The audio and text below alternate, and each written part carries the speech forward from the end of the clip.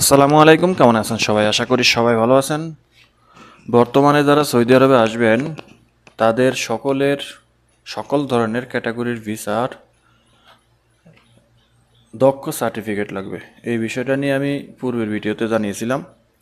তো সেখানে অনেকেই প্রশ্ন করে যে ভাই আমি এই দক্ষ সার্টিফিকেট বা তাকামুল সার্টিফিকেটটা কোথায় থেকে সংগ্রহ করব, বা কি আশয় কি বিষয়, অনেকে অনেক ধরনের প্রশ্ন করে।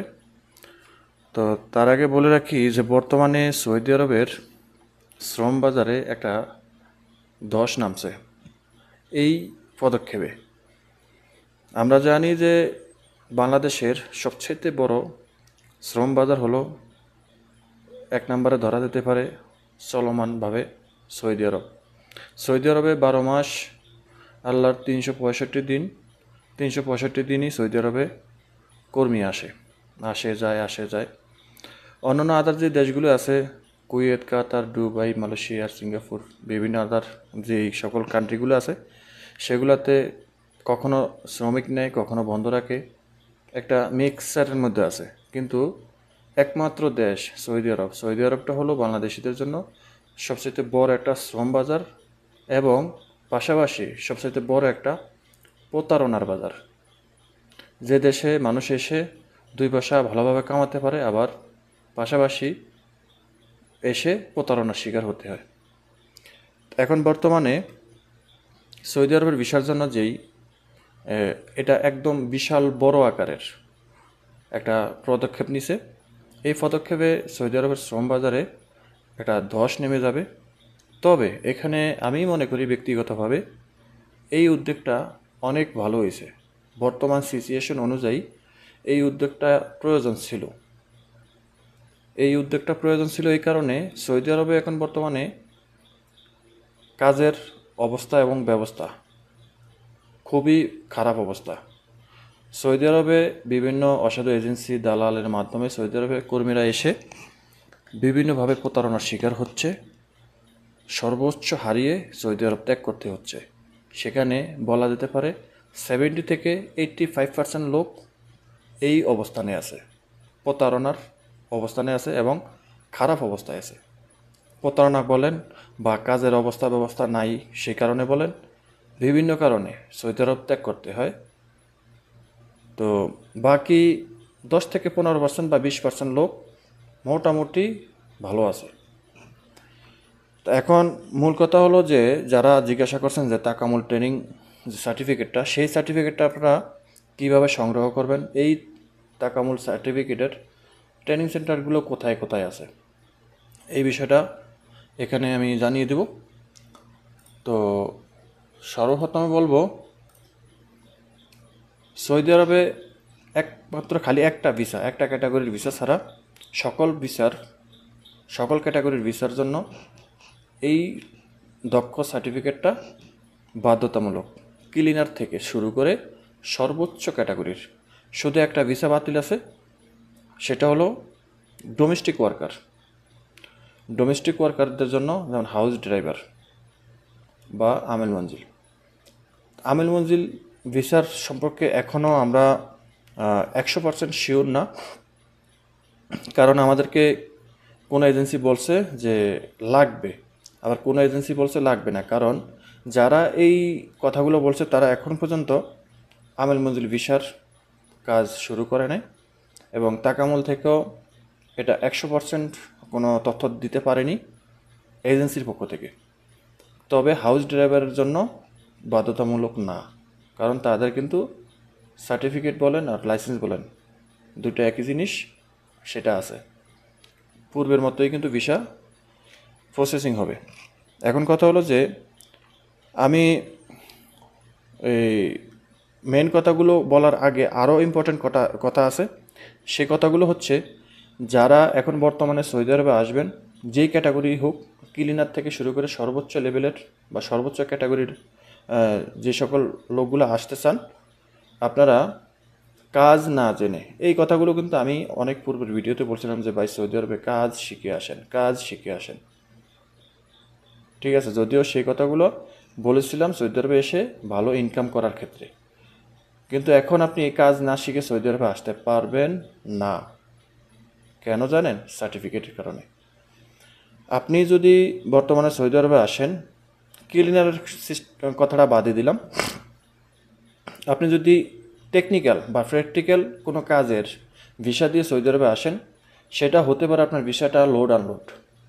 এই লোড আনলোড ভিসাটা নিয়ে কিন্তু অনেকেই প্রশ্ন করে যে ভাই লোড আনলোড ভিসার এই তাকামুল সার্টিফিকেট লাগবে কিনা বা দক্ষ সার্টিফিকেট লাগবে কিনা। অবশ্যই লাগবে, কারণ লোড আনলোড ভিসা এটা একটা প্রাইভেট সার্ভিসের মতো। এই বিষয়ে আমি এই ভিডিওর পূর্ব ভিডিওতে জানিয়েছিলাম, সেটা থেকে জানিয়ে আসেন। কিন্তু এখন কথা হলো যে আপনি যেই কাজে সৌদি আরবে আসবেন সেই কাজটা আপনার জানা আছে কিনা। আপনি অনলাইনে ভর্তি হবেন, ভর্তি হতে হলে আপনাকে যেটা করতে হবে, 1 নম্বরে আপনাকে কাজ জানা থাকতে হবে। আপনি যদি কনস্ট্রাকশন ক্যাটাগরির একজন লেবার হিসাবে সৌদি আরবে আসতেছেন, তাহলে কনস্ট্রাকশন ক্যাটাগরির একজন লেবারের অনেক কিছু জানার প্রয়োজন হয়। ঠিক আছে, মেজারমেন্ট থেকে শুরু করে অনেক কিছু জানতে হয়, কারণ একটা কনস্ট্রাকশন একজন মিস্ত্রিকে একজন লেবারে কিন্তু একজন হেল্পারে কিন্তু চালায়। ঠিক আছে, মিস্ত্রির কাজ উপরে, হেল্পারের কাজ নিচে। মশলা মিলানো, মশলা বানানো, সিমেন্ট বালু ইট এগুলা সব মিক্স করানো, হিসাব কিতাব বা কাজের যে একটা সিস্টেম বা একটা মেজারমেন্ট, এগুলা কিন্তু হেল্পারকে শিখতে হয়, জানতে হয়। না হয় আপনি সৌদি আরবে এসে কী কাজ করবেন? আপনাকে বলবে 2 তলায় উঠতে, আপনি উঠবেন 3 তলায়। তো এগুলো জানতে হবে না? তো আপনার ভিতরে যদি এই কনস্ট্রাকশন ক্যাটাগরির লেবার ভিসা দিয়ে যদি আসতে চান বা এই ক্যাটাগরির কাজ করবেন, তাহলে আপনাকে অবশ্যই ভর্তি হতে হবে, এই সার্টিফিকেট অর্জন করতে হবে। আর সার্টিফিকেট অর্জন করতে গেলে আপনাকে যেটা করতে হবে, আপনার এজেন্সির সাথে কথা বলবেন। আপনার এজেন্সি আপনাকে সম্পূর্ণ রাস্তা দেখিয়ে দিবে, কোথায় ভর্তি হতে হবে, কীভাবে ভর্তি হতে হবে। আপনাকে অনলাইনের মাধ্যমে $50 দিয়ে ভর্তি হতে হবে, ডুয়েল কারেন্সি কার্ডের মাধ্যমে পেমেন্ট করে। সেখানে $50 নেবে, সেটাও আপনার এজেন্সি করে দিবে। আপনি শুধু ফিজিক্যালি টাকা দিবেন, ক্যাশ দিবেন, এজেন্সি পেমেন্ট করে দিব তাদের ডুয়েল কারেন্সি কার্ডের মাধ্যমে। সব কাজ আপনার এজেন্সি করে দিব। তো এখন কথা হলো যে আপনারা অবশ্যই এই বিষয়গুলো মাথায় রাখবেন, যে আপনি কাজ জানা থাকলে ট্রেনিং সেন্টারে ভর্তি হবেন। মনে রাখবেন, যদি কাজ না জানা থাকে, আপনি ট্রেনিং সেন্টারে ভর্তি হলে আপনি ফেল করবেন। ফেল করলে আপনার এই $50 পাবেন না, আপনি সার্টিফিকেটও নিতে পারবেন না। ঠিক আছে, হয়তো আবার ভর্তি হতে পারে। তো এই ভর্তি হওয়ার আগে আপনারা অবশ্যই কাজের আইডিয়া নেবেন। কাজের আইডিয়া না নিয়ে আপনারা ভর্তি হইলে আপনারা কিছু করতে পারবেন না, সফলতা অর্জন করতে পারবেন না, সার্টিফিকেট পাবেন না। সার্টিফিকেট পাওয়া মানে আপনার সফলতা। এখন বর্তমানে যেই সিস্টেম চালু করছে, সার্টিফিকেটটা হলো আপনার জন্য সোনার হরিণ। এই সোনার হরিণ পেতে হলে আপনাকে যেই পদক্ষেপগুলো নিতে হবে শুরু থেকে, সেগুলো আপনারা অবশ্যই নিতে হবে। ঠিক আছে, এখন কথা হলো যে আপনি এই ট্রেনিং সেন্টারগুলো কোথায় কোথায় আছে সেটা জানতে চান অনেকেই। এখানে 11টা ট্রেনিং সেন্টারের কথা বলা হয়েছে। 11টা ট্রেনিং সেন্টারের মধ্যে 1 নম্বরে বগুড়া কারিগরি প্রশিক্ষণ কেন্দ্র। যারা বগুড়ায় আছেন, বগুড়া কারিগরি প্রশিক্ষণ কেন্দ্র ঠিকানা হলো নিশিন্দারা বগুড়া, রাজশাহী। নিশিন্দারা বগুড়া, রাজশাহী ঠিকানা, একটু মনোযোগ দিয়ে ফলো করবেন। এরপরে 2 নম্বরে হলো নীলফামারী। নীলফামারী কারিগরি প্রশিক্ষণ কেন্দ্র, কুকাপাড়া রেলগেট, নীলফামারী সদর, নীলফামারী। আমি ঠিকানাটা আবার বলি, কুকাপাড়া রেলগেট, নীলফামারী সদর। ঠিক আছে। 3 নম্বরে হলো রাজশাহী কারিগরি প্রশিক্ষণ কেন্দ্র, সফুরা, রাজশাহী। সফুরা নামের যেই জায়গাটা আছে, সেখানে রাজশাহীর কারিগরি প্রশিক্ষণ কেন্দ্র আছে। তারপরে টাঙ্গাইলের কারিগরি প্রশিক্ষণ কেন্দ্র হলো নগর জলপাই, টাঙ্গাইল।